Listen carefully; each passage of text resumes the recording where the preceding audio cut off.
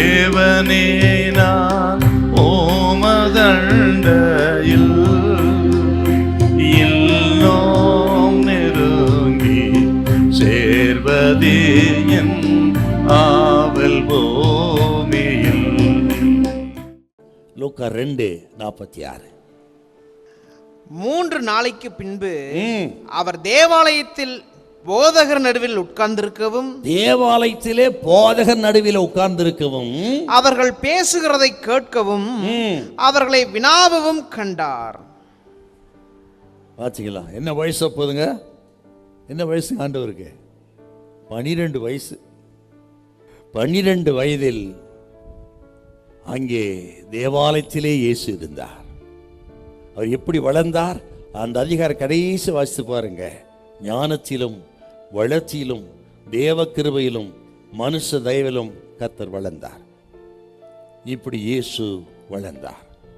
தாய் தகப்பன்மாருக்கு கீழ்ப்படிந்திருந்தார் என்று ஆண்டவர் இயேசு வளர்ந்த விதத்தை வேதம் சொல்லுகிறார். ஆண்டவர் இயேசு பின் நாட்களில் சொன்னார், சிறு பிள்ளைகள் என்னிடத்தில் வருவதற்கு இடம் கொடுங்கள், தடை பண்ணாதிருங்கள், பரலோக ராஜ்யம் அப்படிப்பட்டுடையது. தடை பண்ணாதீங்க. பெற்றோரே உங்கள் பிள்ளைகளுக்கு நீங்களே தடையா இருக்காதீங்க. அவர்கள் வளர்வதற்கு, ஜெபிப்பதற்கு, விசுவாசிப்பதற்கு நீங்களே தடை பண்ணாதிருங்கள். வளரட்டும், என்னிடத்தில் கொண்டு வாருங்கள் என்று ஆண்டவர் கொடுத்த அழைப்பு ஆச்சரியமானது. ஆகவே சிறு பிள்ளைகளுக்காக ஜெபிங்க. அவர்கள் தேவ சத்தம் கேட்கட்டும். சிறு வயதிலிருந்தே ஆவிக்குரிய பிள்ளைகளாய் உருவாக ஜெபிங்கள். அவர்கள் வளர்ந்து பின் நாட்களிலே தேசத்துக்கு ஆசீர்வாதமாக இருப்பார்கள். அல்லேலூயா. ஒருவேளை பிள்ளைகளுக்காக கவலைப்பட்டு கொண்டிருக்கிற தாயே, தகப்பனே, கர்த்தர் சொல்றாருங்க, உங்கள் பிள்ளைகளை கர்த்தர் தொடுவார், உங்கள் பிள்ளைகளை ஆசீர்வதிப்பார்.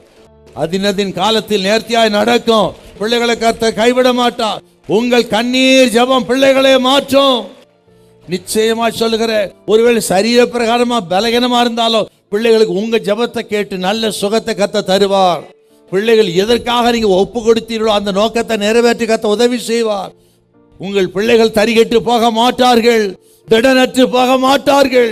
உங்கள் பிள்ளைகள் நான் விசுவாசிக்கிற மிகப்பெரிய பரிசுத்தவான்களை வருவார்கள். ஆகவே ஜெபித்து பிள்ளைகளை உருவாக்குங்கள்.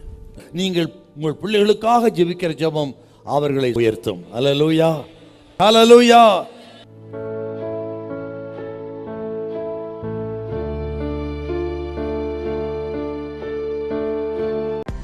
காலைதோறும் கர்த்தருடைய மகிமை வீடியோவை உங்கள் ஸ்மார்ட் போனில் தினந்தோறும் பெற்றுக்கொள்ள நீங்கள் தொடர்பு கொள்ள வேண்டிய வாட்ஸ்அப் எண் 8778504502.